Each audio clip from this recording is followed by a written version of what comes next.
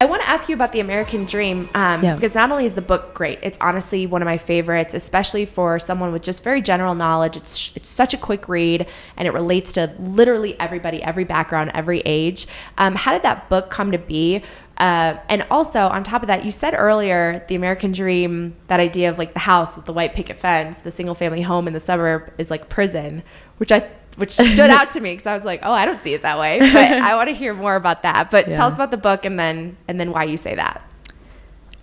Yeah, I think it's so the book we started, Jimmy does these books, right? So I think he did Thank God for Bitcoin, and then he did one with Gladstein and a few others. So this is his third book where he gets a group together and it's like a book sprint. So we were together for 5 days in Austin, 8 of us, totally different backgrounds, different political beliefs or apolitical, right? And putting this together. And so it was a lot. It's like a literally a product sprint. So we each took the first night we had sticky notes of ideas, anything about Bitcoin, and then we grouped them together. Wow. And then each of us had a persona we were writing for. Mm-hmm. So mine was a staffer on the intelligence committee, right? So like, what's the hardest? Who's the most difficult person I could speak to? And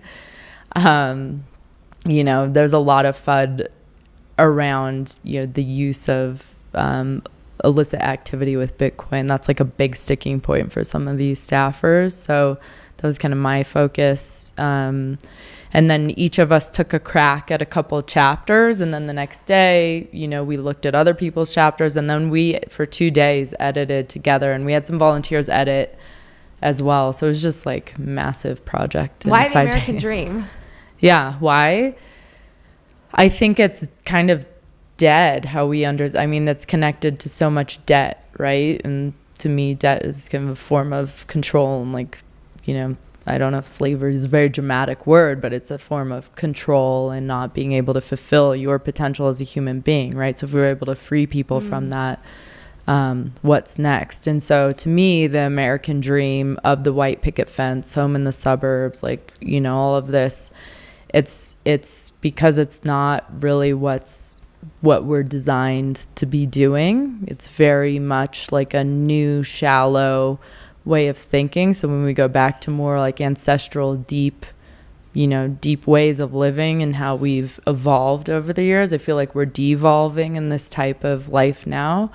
And so how do we get out of like the BS of social media clicks and all that stuff, and that's it's really hard because it's designed to like be a dopamine hit, right? That's how it's designed. And so how do each of us, or how, for me, to get out of this kind of instant gratification piece? And so to me, it's dead. I owned a home for a few years, and I just honestly, it was like, well, I don't want this, I'm supposed to do this. Remodeled it, sold it, and never felt so free. Huh. Yeah. I haven't thought about it in the way that you're describing it. It almost makes me think of that idea of a Pleasantville where everything's cookie cutter, everyone's the same. Yeah. No one has any unique thoughts or ideas or really anything about their material lives, which is totally negative for sure. But it's interesting because I have such a positive connotation with a different idea of the American dream, I guess, just being one of like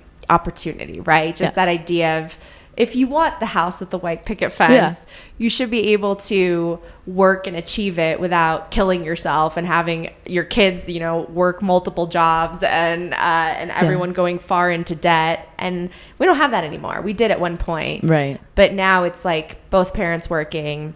The kids, in my opinion, sometimes don't have role models at home anymore because everybody's just trying to survive. Yeah. And school's more expensive, and I don't know how useful all those degrees are necessarily. Right. And then you graduate and you're in debt. You go into jobs that are low paying, and you're just trying to like always catch up. And that's not the American dream to me at all. Yeah. But we could have the American dream. Like, what would the ideal American dream be for you and under Bitcoin?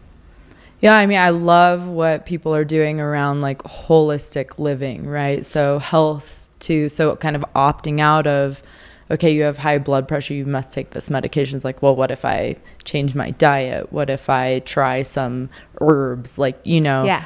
That's fascinating to me. And then, you know, on the living side, I think, you know, we used to have grandparents used to help raise grandchildren. Yeah. I mean, the mom would usually be busy with the baby. The dad would, when we were more agrarian, would be out in the field, and the grandparents and grandkids would be like in a small garden, you know, doing a lot. So it just, I think it's changed.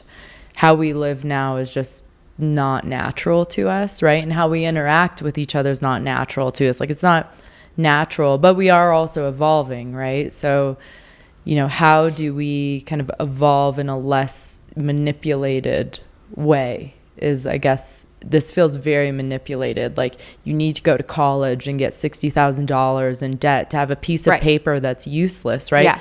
I don't like the master's degree, and even finishing college. Like, I finished college for my mom because more than me, I was done, you know, and it was not fun finishing. But I did it because it's something I started, but it took me quite a while to finish it.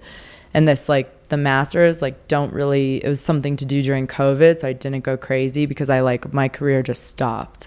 Yeah, Amanda has a very interesting master's called, what is it again? An MS in technology commercialization. It's like what I already did. So it's just very interesting. Yeah, no, and it's a decent program. That's like a way to think outside of the system. If you think you need an MBA, maybe go get an MS in 1 year, right? Because the MSs, those are the ones that are entrepreneurs that like do well. If you're thinking of it like that in game theory.